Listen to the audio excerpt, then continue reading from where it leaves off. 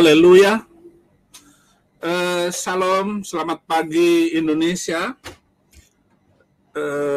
Ini adalah live saya untuk kedua kalinya tentang Muhammad Kece.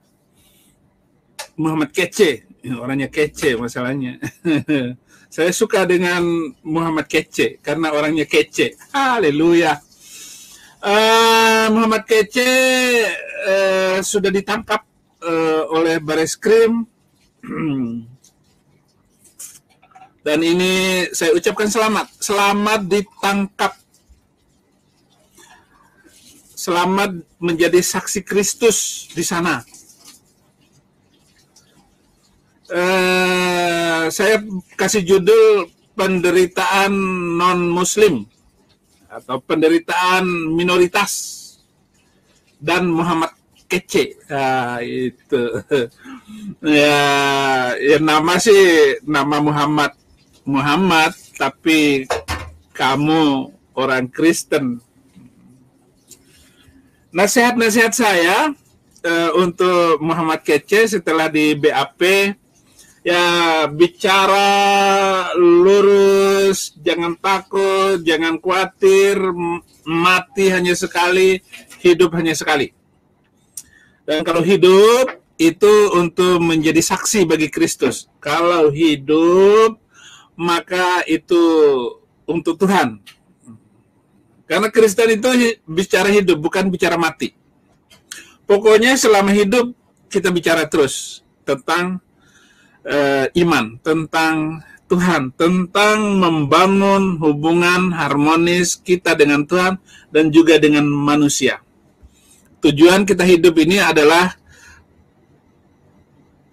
menjadi berkat bagi banyak orang, menolong bagi banyak orang, dan kebaikan yang kecil diperbesar, jangan yang kejahatan yang kecil dibesar-besarkan.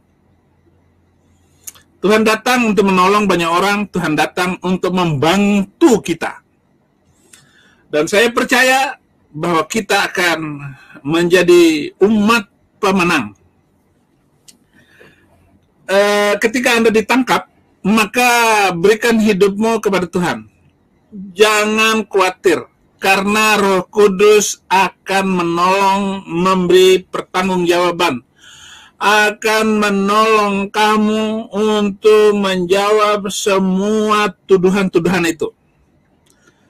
Dia menetapkan pasal berlapis untuk non-Muslim. Pasalnya berlapis. Padahal ini hanya dakwah, hanya cerita bagi-bagi berkat lewat YouTube.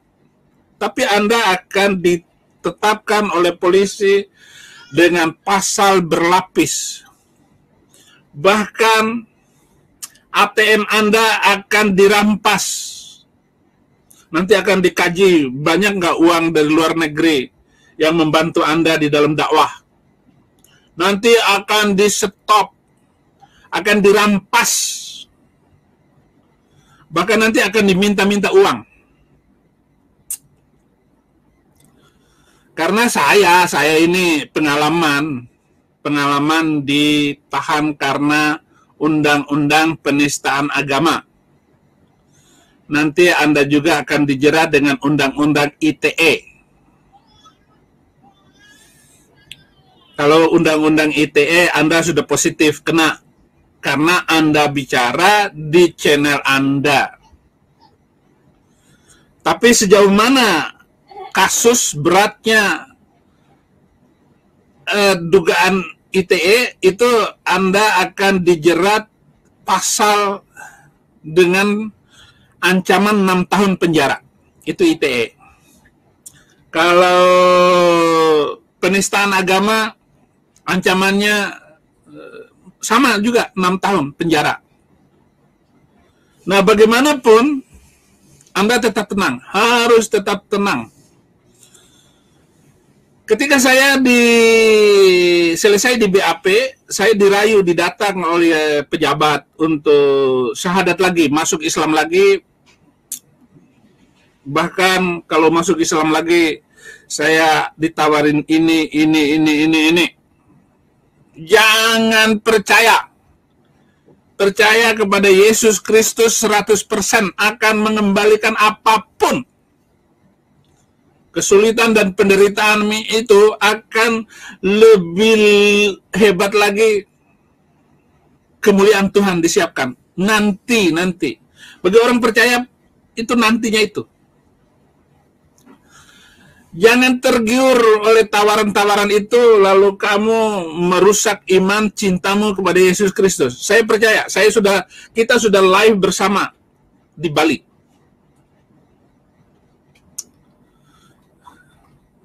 Saya tahu, saya sudah kenal, sudah kenal, 7 tahun yang lalu kalau nggak salah, kita sudah kenal. Dan saya bangga dengan kamu. Dan apapun tuduhan dunia kepada kamu, saya tidak peduli. Persahabatan tetap persahabatan, dan menjadi hamba Tuhan itu adalah pilihan. Menjadi hamba Tuhan, perpanjangan lidah Tuhan, tidak boleh kendor, tidak boleh surut dengan alasan apapun karena penjara apapun. Kalau Anda dituduh dengan penistaan agama, saya katakan bahwa ada kitab suci boleh membunuh orang Yahudi dan orang Kristen. Boleh merampas harta mereka untuk amal, untuk kebaikan. Boleh. Dan ayat-ayat itu tidak perlu tafsir. Kenapa? Ayatum muhkamatun. Ayat yang sudah jelas tidak perlu ditafsirkan. Bunyinya jelas. Makanya jangan takut Muhammad kece. Biar ditendang sampai kaki pincang juga, biarin. Emang kaki kita sudah pincang? Jangan takut Muhammad kece. Saya akan kerahkan seluruh mulut orang Kristen di Indonesia untuk berdoa untuk kamu. Hai seluruh orang Kristen di Indonesia, doa untuk Muhammad kece. Dan mintakan berkat kepada orang-orang yang membenci kekristenan, yang membenci Tuhan Yesus, yang membenci Muhammad kece, dan juga yang membenci Saifuddin Ibrahim. Doakan saja. Jangan ada yang mengutuk orang-orang yang telah menangkap kamu, polisikah, jaksakah, hakimkah yang akan ada di persidangan nanti. Ampuni, maafkan. Itu adalah pupuk kekristenan di Indonesia. Dengan kamu ditangkap ini, berarti ada harga yang harus dibayar. Ada tetesan darah yang harus menetes. Oleh karena itu, kamu sudah ada di dalam tahanan, pasti kamu akan dibully habis oleh orang-orang dalam kamar itu. Setiap mereka membuli dan menghina kamu di dalam tahanan Bareskrim, jangan dilawan. Menghindar sedikit-sedikit aja. Jangan mengosongkan imanmu gara-gara dibully orang-orang dalam tahanan Bareskrim. Nanti kamu akan ditahan selama 2 bulan di situ. Dan kepala kamar ya sudah langsung menyiapkan kata-kata sudah dari tadi malam. Kamu sudah diminta uang. Kalau di Bareskrim itu mahal. Dia minta sampai kita terkejut karena harganya jut-jut gitu. Kalau tahanan saya di Bareskrim waktu itu 20 jut. Jadi 20 kali saya terkejut. Jut.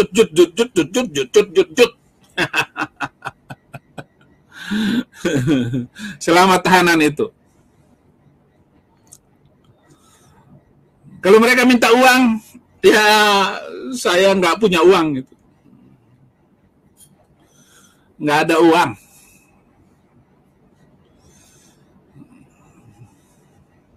Nah, setelah 2 bulan, nanti ditetapkan P21, kemudian Anda akan dipindahkan ke penjara. Pindahkan sebagai tahanan kejaksaan. Kamu minta ditahan dan disidang di Bali. Jangan mau di Jakarta. Jangan mau disidang di Jakarta. Karena kamu ditangkap di Bali, minta disidangkan di Bali. Ini pembicaraan saya sebagai sama-sama orang yang ditahan karena undang-undang itu. Nah, nanti di dalam sana, apakah perlu pengacara? Katakan, pengacara saya Tuhan Yesus Kristus, pembimbing hukum saya adalah Roh Kudus. Nggak usah lah pakai pengacara, pasti ini adalah sudah target. Kamu sudah dijadikan target, hakim tidak bisa berbuat apa-apa. Hakim nanti bisa jadi dia hanya melakukan apa yang diperintahkan, bisa jadi. Gitu.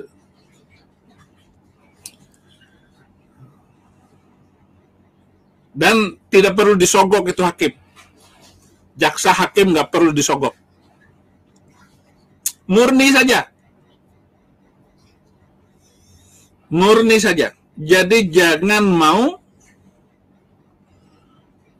kalau masa sidang nanti ya nggak perlu hakim lah. Nggak perlu pengacara. Tampil sendiri Tuhan Yesus pengacara saya, Roh Kudus penasehat. Penasehat pengacara hukum saya. Gitu. Nah, hukum Roh Kudus itu hukum yang sangat adil. Paling adil. Maka jadikan dia adalah pembimbing hukum kita, penasehat hukum kita. Adalah Rohul Kudus. Bertanyalah kepada Roh Kudus. Nanti diancam ini, itu, kamu bilang begini dan begitu. Lah ayatnya ada. Ayat-ayat yang kamu baca itu jelas semua. Nggak perlu tafsiran. Nanti orang bilang, oh itu salah tafsir. Orang ayatnya jelas. Yang ditafsirkan itu ayat-ayat yang nggak jelas. Ayat-ayat mutasyabihat. Ayat-ayat yang meragukan, nah itu boleh tafsiran. Al-Quran yang diterjemahkan oleh Departemen Agama itu sudah jelas, sudah benar bahasanya. Kenapa harus ditafsirkan lagi? Jangan bikin bingung.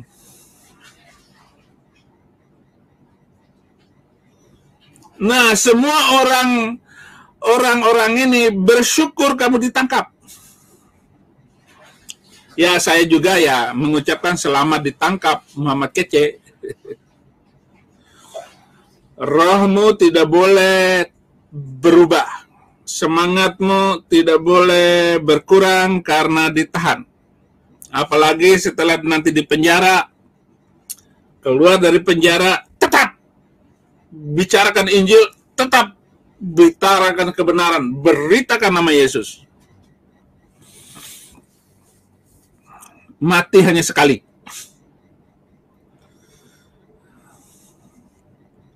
Walaupun banyak itu YouTube yang menghina dan membuli kamu, dia belum tahu. Walaupun dia ngaku-ngaku sebagai agamanya sama, itu. Kamu harus menjadi batu penjuru di dalam YouTube Indonesia.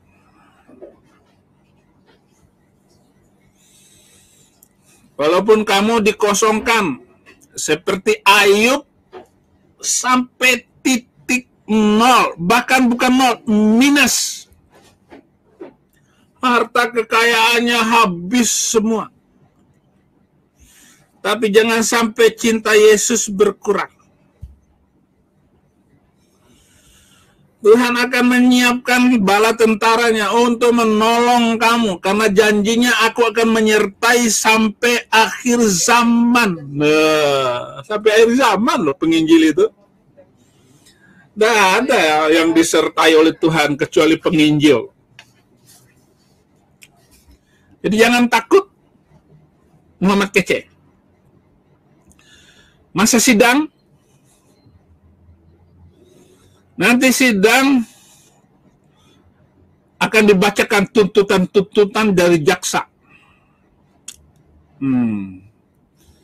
Nanti saya berharap kamu ditahan di Bali saja dan disidangkan di Bali. Jangan mau disidangkan di Jakarta. Kemarin tim sudah datang ke Bareskrim tapi nggak boleh masuk dengan berbagai macam alasan. Ya, intinya setelah seminggu nanti baru boleh dibesuk. Jangan takut, jangan takut. La takhafu wa la tahzan. Innallaha ma'ana. Jangan takut, jangan khawatir. Allah bersama kita. Yesus Kristus. Amin.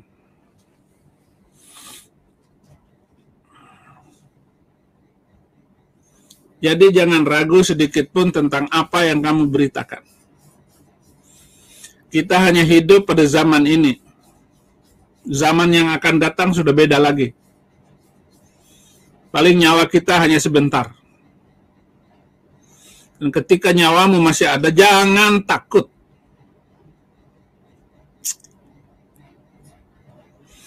Inilah yang paling menggemparkan berita akhir ini adalah Muhammad Kece ditangkap.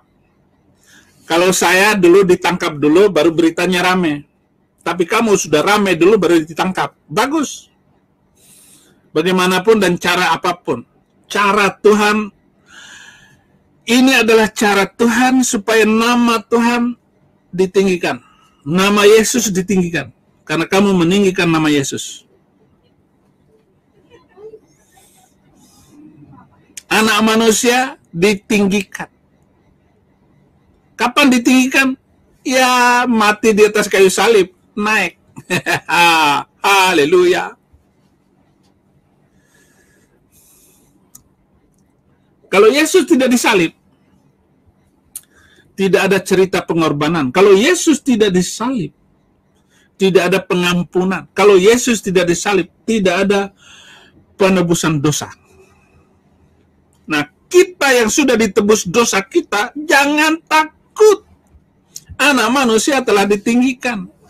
Dan kamu akan dinaikkan tinggi namamu karena nama kamu meninggikan nama Yesus. Gitu maksudnya. Impartasi.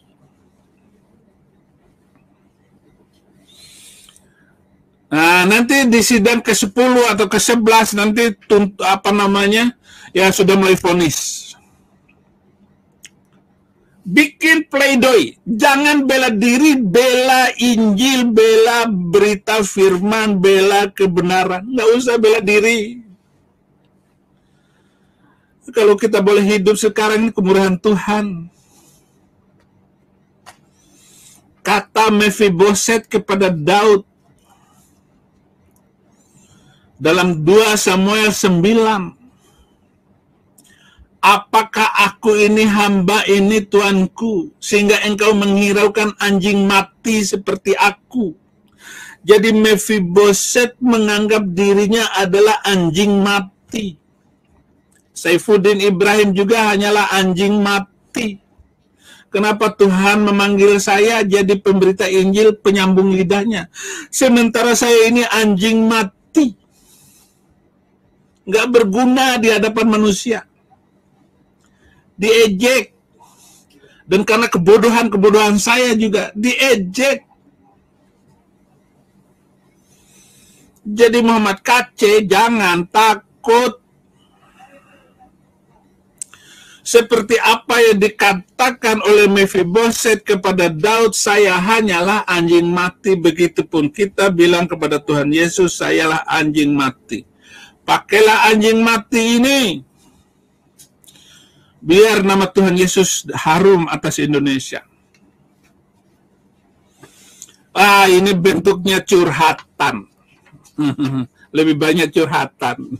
Karena kita tidak mampu melawan hukum, tidak mampu melawan alat-alat hukum itu. Kita nggak mampu melawan polisi. Polisi itu banyak. Dan di dalam polisi itu banyak akidah, banyak mental, banyak pikirannya. Dan banyak juga dipakai sebagai alat. Dan saya percaya, apapun motivasi polisi menangkap kamu, ya itu cara Tuhan. Itu cara Tuhan itu. Jangan menyesal karena ditangkap. Bergembiralah karena Tuhan. Percayalah kepada Tuhan dengan segenap hatimu. Jangan bersandar kepada pikiranmu sendiri. Lalu kamu dengan pikiranmu, Tuhan masa begini Tuhan. Saya sudah memberitakan namamu, kok saya ditangkap. Jangan ngomong begitu. Jangan menyesal. Tidak ada penyesalan di dalam apapun urusan kita.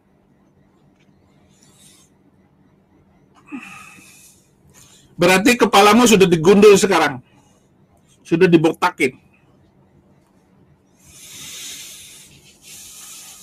Kasih kepalamu itu, gundulin. Mau di kayak apapun dicukur, terima. Mau dicukur separuh juga nggak apa-apa. Biarin. Jadi orang gila di dalam penjara. Kadang-kadang jadi orang gila itu bagus juga. Haleluya. Dan jangan lupa menginjil. Jangan lupa memberitakan nama Tuhan. Waspada di dalam, karena di dalam itu ya penjahat semua. Kamu ini orang baik yang dimasukkan ke tengah serigala. Hati-hati di tengah serigala, karena kamu bisa diterkam, dimakan habis. Oleh karena itu, jangan takut.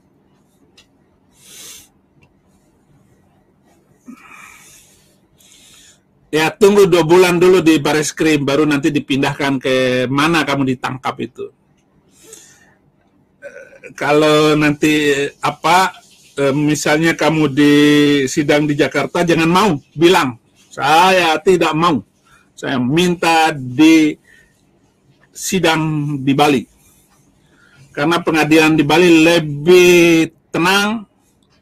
Nggak mungkin FPI mengumpulkan tenaganya, anak buahnya untuk datang mengacaukan pengadilan sehingga pengadilan di sana nanti tertekan. Minta di Bali saja karena di sana nggak ada FPI.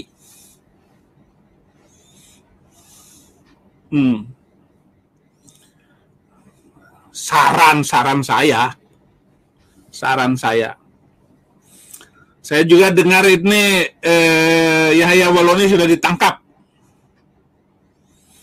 Ya palingnya pasal penistaan agama. Beda dengan pasal kamu, karena kamu itu non-muslim.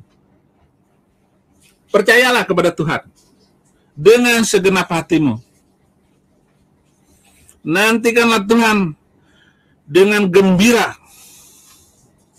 Dengan hati yang berkobar-kobar. Ku masuki gerbangnya dengan hati bersuka, halamannya dengan pujian. Kataku hari ini harinya Tuhan. Hari Tuhan. Jangan ragu sedikit pun.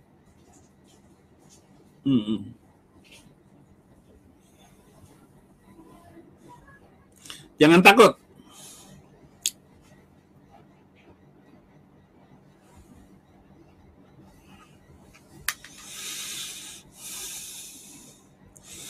Jangan khawatir dengan siapapun.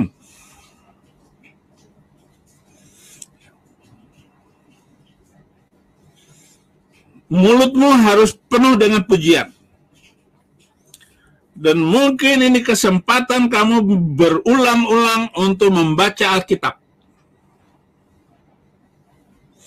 Ketika saya ditahan di Bareskrim, setiap pendeta yang datang itu saya suruh khutbah. Khutbah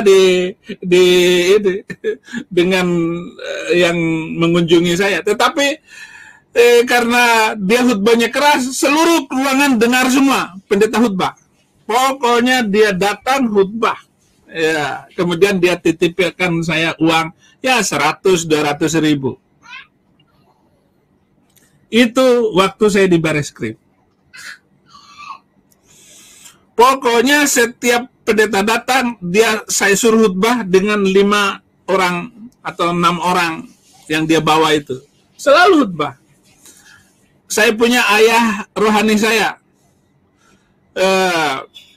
Jos Lamel, gembala GBI Sungai Yordan. Itu dia menangis, dia datang, itu khutbahnya itu lebih keras dari toa masjid. Polisi datang kepada saya, Pak Pendeta tolong itu suaranya dikecilin. Saya bilang, saya diam saja. Saya nggak berani negur hamba Tuhan. Biarin aja dia mau ngomong apa itu. Jadi untuk Muhammad Kace, jangan takut dengan apapun, dengan ancaman apapun. Pasti Tuhan akan menolong dan membantu kamu. Dia tidak pernah akan meninggalkan kamu. Jangan marah karena orang yang berbuat jahat, jangan iri hati kepada orang yang berbuat curang. Sebab mereka segera lisut seperti rumput dan layu seperti tumbuhan hijau. Akan layu, nanti akan layu. Tetapi orang yang percaya akan disiramin, akan segar terus. Seperti tanaman yang ditanam di tepi sungai.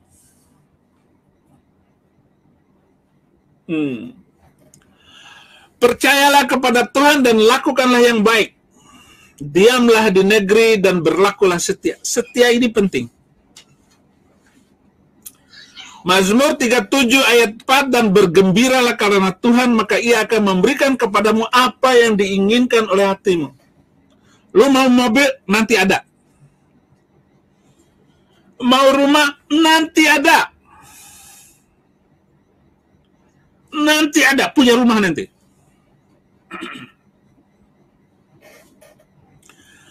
Ayat 5, serahkanlah hidupmu kepada Tuhan dan percayalah kepadanya, ia akan bertindak. Jadi siapapun yang menangkap kamu, yang menghina kamu, yang membuli kamu, Tuhan yang bertindak.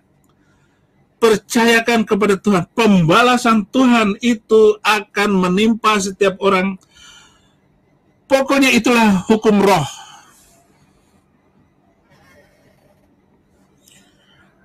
Ayat yang ke-6, ia akan memunculkan kebenaranmu seperti terang dan hakmu seperti siang. Kamu akan punya hak. Jelas hak kamu. Hak kamu itu yang masuk penjara. Haleluya. Kalau udah ditangkap ya gak bisa dilepasin lagi. Apalagi lu kan minoritas. Saifuddin Ibrahim minta penangguhan tahanan aja nggak bisa. Terima sajalah. Ayat 7, berdiam dirilah di hadapan Tuhan dan nantikan dia. Jangan marah karena orang yang berhasil dalam hidupnya. Karena orang yang melakukan tipu daya, jangan marah karena orang berhasil korupsi. Jangan. Ya. Muhammad Kece. Jangan marah.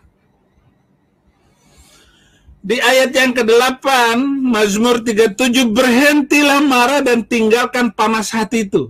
Nah, hatimu lagi panas, aku tahu. Tetapi jangan menyalahkan keadaan, jangan menyalahkan apapun karena kamu ditangkap karena nama Tuhan Yesus Kristus. Berhentilah marah, tinggalkan panas hati itu.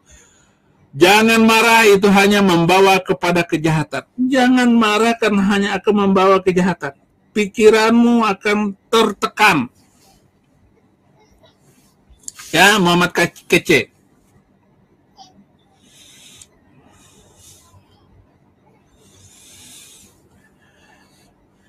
Ayat yang ke-9, sebab orang-orang yang berbuat jahat akan dilenyapkan, tetapi orang-orang yang menanti-nantikan Tuhan akan mewarisi negeri. Namamu akan tetap harum, seperti Ibu Kartini. Ibu kita Kartini, putri sejati, putri Indonesia, harum namanya. Jadi namanya harum. Muhammad Kece harum gitu.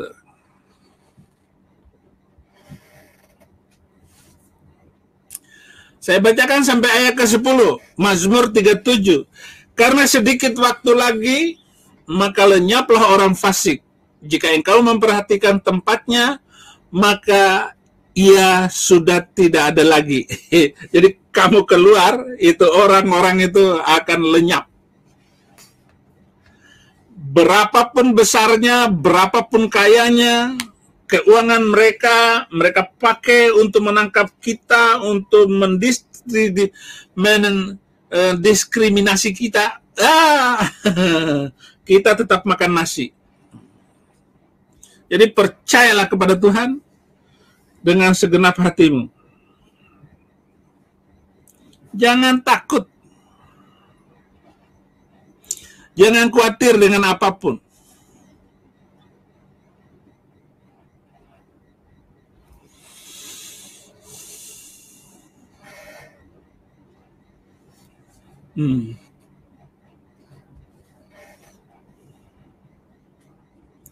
Jangan khawatir sedikit pun.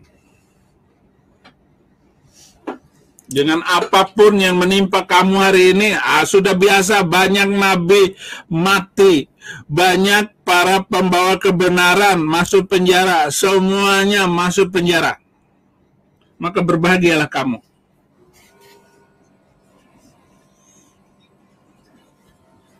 Saya lanjutkan sedikit, saya bacakan Matius 5.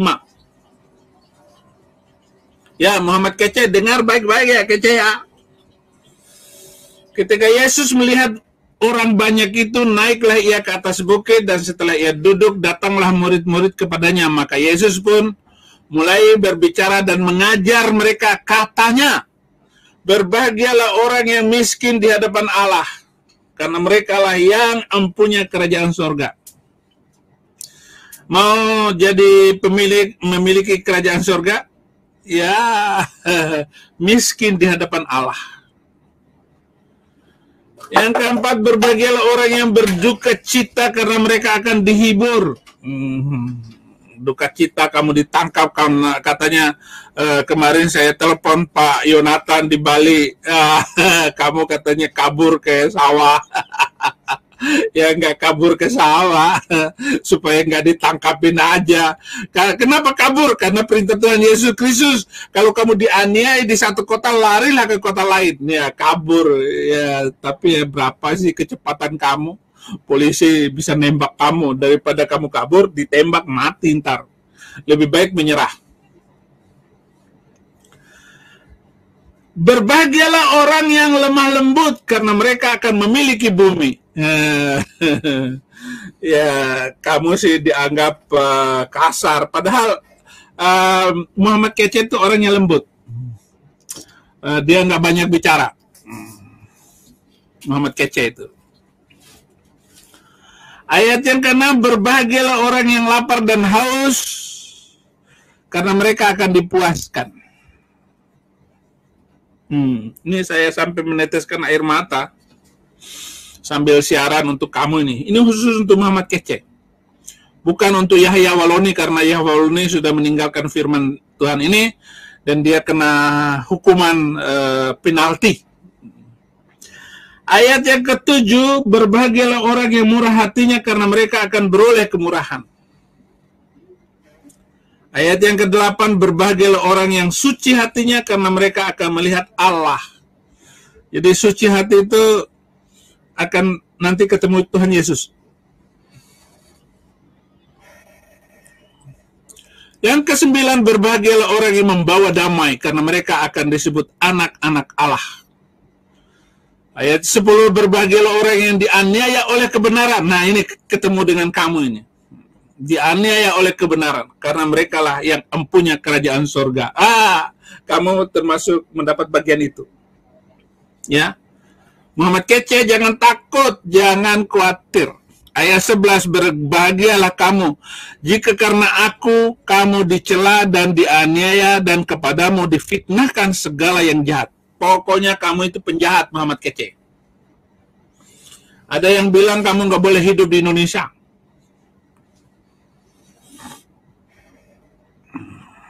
Ya janganlah begitu, Pak. Biarin aja hidup, kan mati sendiri, Pak. Nggak usah dimatiin. Makanya ayat Injil itu tidak boleh membunuh manusia lain karena perbedaan apapun, toh mati sendiri. Ayat yang ke-12, bersukacitalah dan bergembiralah karena upahmu besar di sorga, sebab demikian juga telah dianiaya nabi-nabi sebelum Muhammad Kece. Dianiaya. Tenang aja lah. Sakit itu hanya sebentar kok.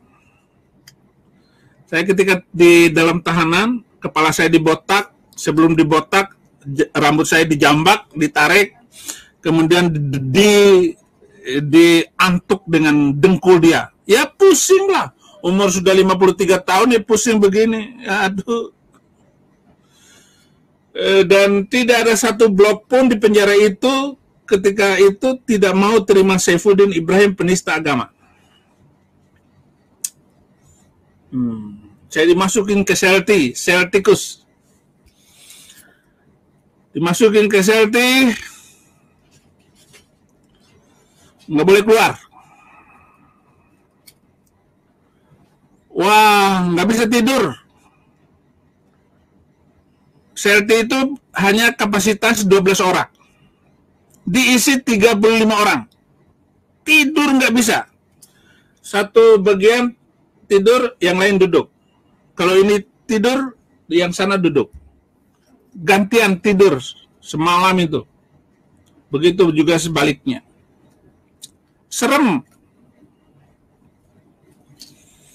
Nah, supaya saya keluar dari sel tikus itu lamanya 2 bulan.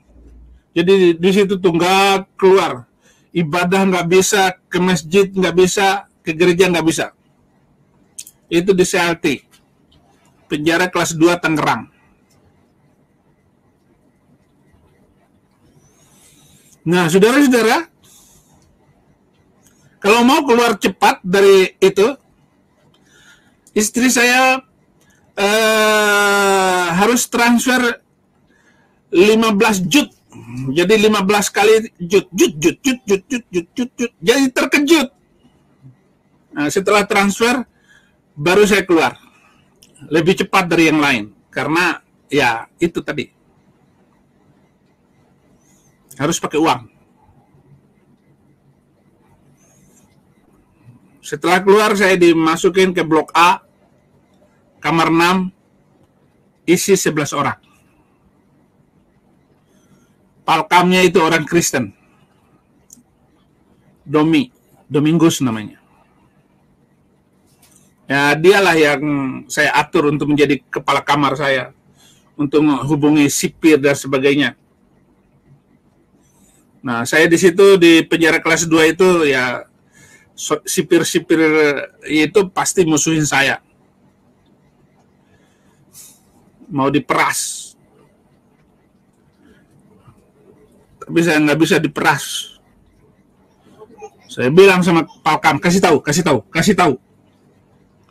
uang ini tidak akan saya berikan kepada setan dan iblis. Semua untuk pelayanan saya di dalam penjara. Itu ceritanya. Saya nggak khawatir sedikit pun, saya nggak takut sedikit pun dengan penjara. Kalau saya boleh hidup sampai sekarang, kemurahan Tuhan. Ya, berkali-kali hampir mati selama hidup saya. Dari kecil hampir mati berkali-kali. Tapi Tuhan selamatkan saya, bahkan Dia panggil saya untuk menjadi pengikutnya yang setia di dalam Yesus. Dan itu saya buktikan. Baik sebelum dipenjara maupun setelah dipenjara. Saya tetap cinta Tuhan selamanya.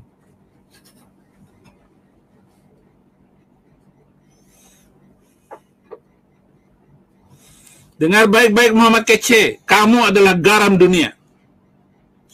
Jika garam itu menjadi tawar, dengan apakah ia diasinkan? Tidak ada lagi gunanya selain dibuang dan diinjak orang. Kamu jangan sampai diinjak orang. Karena rasa asin kamu sudah nggak ada lagi. Pengaruh kamu sudah tidak ada lagi. Nah, kita harus tetap berpengaruh.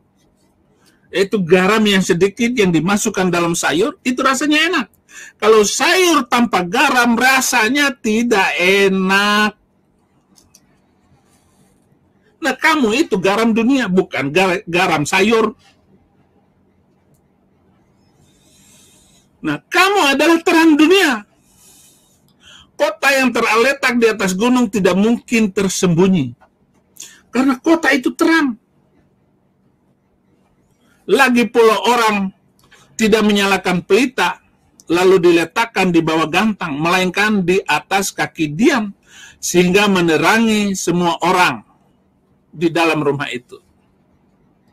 Demikianlah hendaknya terangmu bercahaya di depan orang, supaya mereka melihat perbuatanmu yang baik dan memuliakan Bapamu di surga. Besar dan ajaiblah karyamu, adil dan benarlah jalanmu, Raja segala bangsa yang maha kuasa, mulia namamu. Layaklah segala bangsa sujud kepadamu, Kau Allah yang kudus, layak disembah Muhammad Kece. Haleluya. Jangan khawatir dengan apapun Muhammad Kece. Pencobaan itu tidak seberapa. Dan dia mencobai kita sesuai dengan kemampuan kita. Kalau kamu sudah ditangkap, berarti Tuhan sudah melihat kamu sudah mampu untuk ditangkap. Jadi Tuhan menangkap kamu itu setelah ya terkenal. Kalau dulu langsung ujuk-ujuk ditangkap, ya belum terkenal seperti sekarang. Bagus itu. Pokoknya cara Tuhan itu ajaib. Ya. Nah, kamu nggak usah ngomong bahwa ini adalah penderitaan minoritas. Bukan, nggak usah cengeng. Mereka itu kalau ada pembantaian di Rohingya, di Palestina, di Bosnia, atau di Filipina, atau di mana saja. Oh, mereka ini dizolimi. Mari kita galang dana. Ya, dikirim dananya. Dia nggak tahu nomor rekeningnya. Ya, kembali kepada mereka juga. Nggak tahu rekeningnya. Dananya sampai atau tidak jelas. Oh, mereka setoran haji aja bisa dibohongin, ditipu. Mereka marah.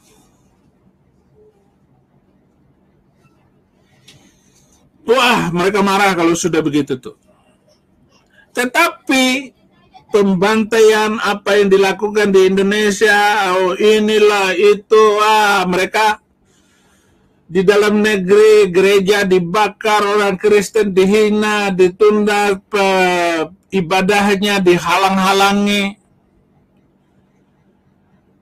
Tapi mereka tetap merasa dizolimi oleh pemerintah. Padahal mereka bebas beribadah, bahkan Jumatan di jalan. Kita nggak ribut, kita nggak marah, nggak ada yang demo. Waktu saya ke Bima, itu sebelum bandara itu ada masjid di Amahami itu. Kita nggak boleh ke bandara karena dia masih Jumatan. Nggak boleh lewat masjid karena masjid itu di jalan. Itu di Bima. Saking taatnya orang Bima kepada Islamnya. Tapi masih tetap bilang bahwa kita dizolimi oleh pemerintah. Kita teraniaya. Orang di Indonesia ini ada bank syariah, apotek syariah, rumah syariah. Bebas.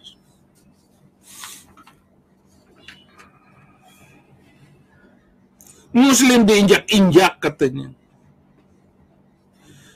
Tapi ketika orang Kristen harus membangun gereja, tidak bisa karena undang-undang harus minta tanda tangan kiri kanan sekian, diizinkan tidak. Haleluya. Kok baper-baper sendiri sih?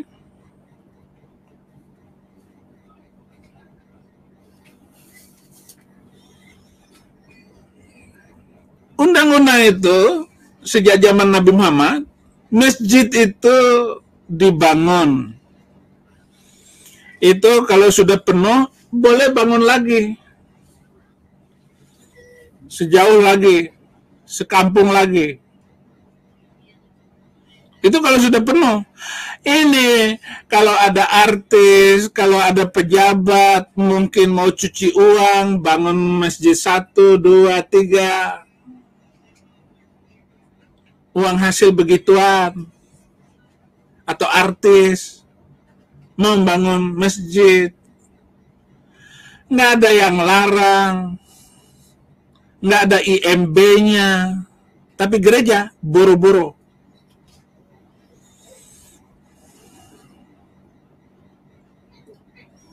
Kenapa keadaan ini bangsa ini sakit ini, bangsa. Ya, saya juga mungkin sakit ya.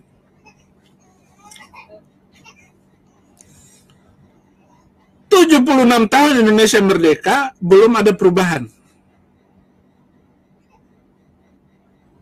yang signifikan dengan kemajuan teknologi dan kemajuan ilmu pengetahuan hari ini. Nah, bagaimana agar bangsa kita ini bisa hidup leluasa, lebih bagus, lebih baik lagi di masa yang akan datang. Jadi itu maksudnya saya ngomong ini di YouTube. Channel-channel saya dan video-video saya viral. Karena berbicara seperti ini.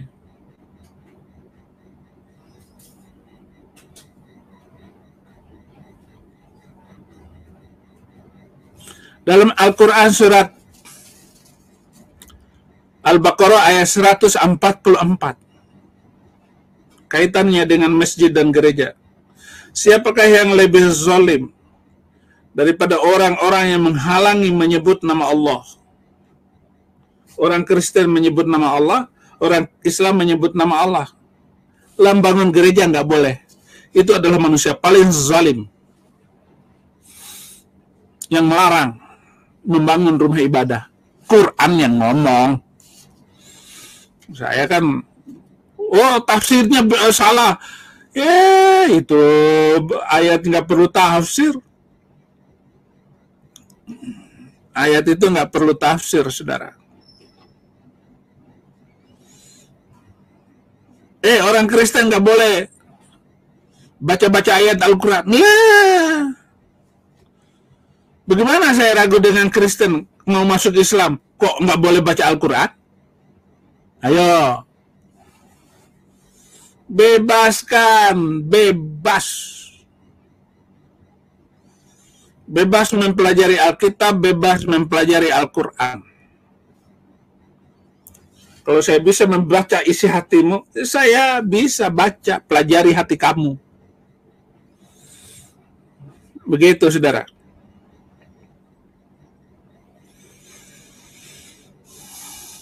Jangan apa yang dituduhkan kepada orang, kamu yang melakukannya. Al-Quran surat Al-Baqarah ayat 121, walan tarda ankal yahud walan nasara hatta tattabi'a millatahum. Orang Yahudi, orang Kristen tidak rela melihat kamu sampai kamu masuk agama mereka. Tapi apa yang terjadi di Papua? Islamisasi. Ustadz Gamaratin, apa namanya? Saya lupa itu orang Papua yang masuk Islam. Baptis suku per suku, kepala sukunya dinaikin haji oleh mantan. Naik haji semua mereka. Akhirnya suku-sukunya masuk Islam semua. Tapi tetap makan babi. Islam bagaimana makan babi? Dan setelah itu enggak jelas juga Islamnya. Di Nias banyak yang diislamkan, di Mentawai banyak yang diislamkan, di NTT dibangunkan rumah. Yang mu'alaf dibangunkan rumah, yang nggak mau mu'alaf rumahnya tetap rumah lopo. Nah, yang rumah-rumah lopo itu saya bangunkan rumahnya dari uang YouTube. Saya kasihan.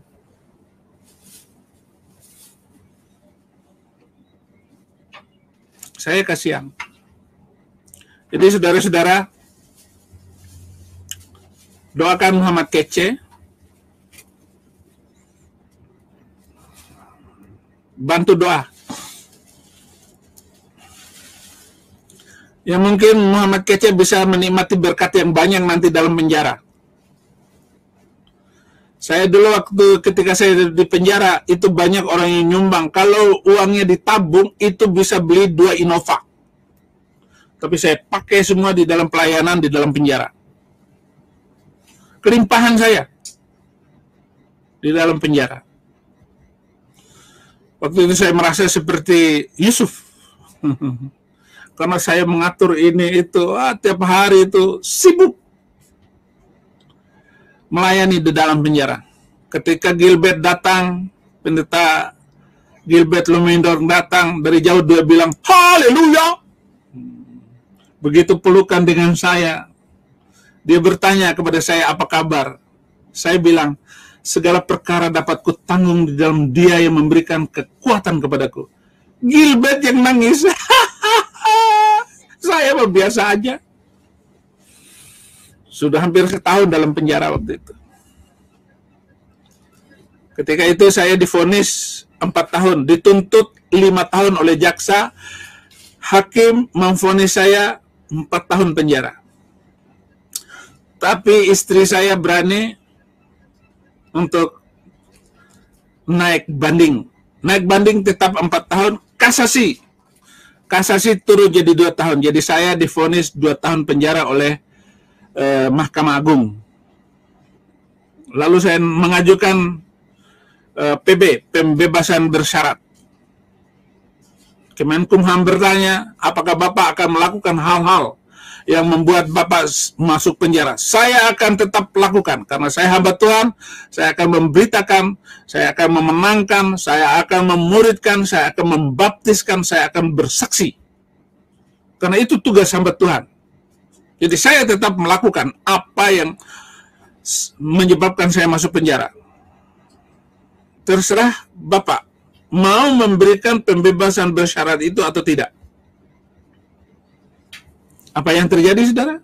Saya tetap diberikan pembebasan bersyarat sehingga saya hanya dihukum 1 tahun 4 bulan. Jadi total saya dalam penjara 16 bulan.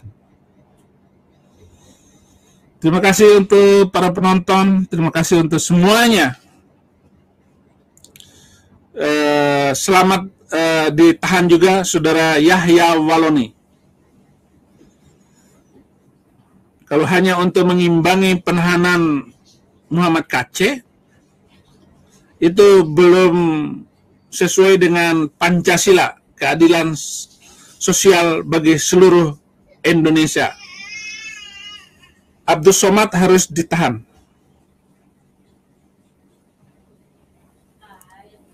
Felix Xiao harus ditahan. Karena dia juga khilafah, mau membangun syariat Indonesia dan khilafah Indonesia.